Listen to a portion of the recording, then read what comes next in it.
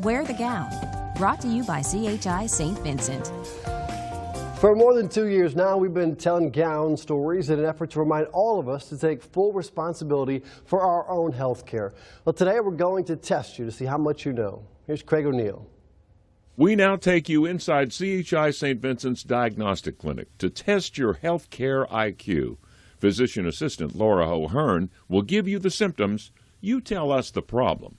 Excessive thirstiness, dry mouth, excessive urination or increased frequency of urination, being more hungry than you normally are, tiredness, blurred vision. All right, is that cirrhosis of the liver, an impending heart attack, diabetes, or you're a hypochondriac? If you said C, diabetes, congratulations. You are aware, and that's good to know. Diabetes is the #1 cause of kidney failure, blindness, and amputation of lower limbs in the United States. All right, try this one. Based on a recent estimate, how much do ARKANSANS spend on medical care related to diabetes? A, $2 million, B, $20 million, C, $100 million, or D, $3.1 billion?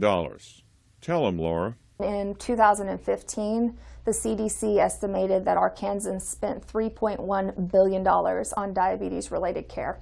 You could fill 6 Razorback football stadiums with the diabetes patients in Arkansas. And if you add pre-diabetic patients, ones who are just beginning to show symptoms, now we're talking 16 Razorback stadiums. It's over 1 million ARKANSANS, and roughly 1 in every 3 individuals in Arkansas has either diabetes or pre-diabetes.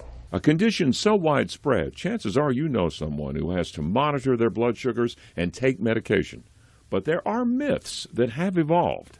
One major misconception is that all diabetics are overweight or obese, and that's not true. Age, ethnicity, DNA, and other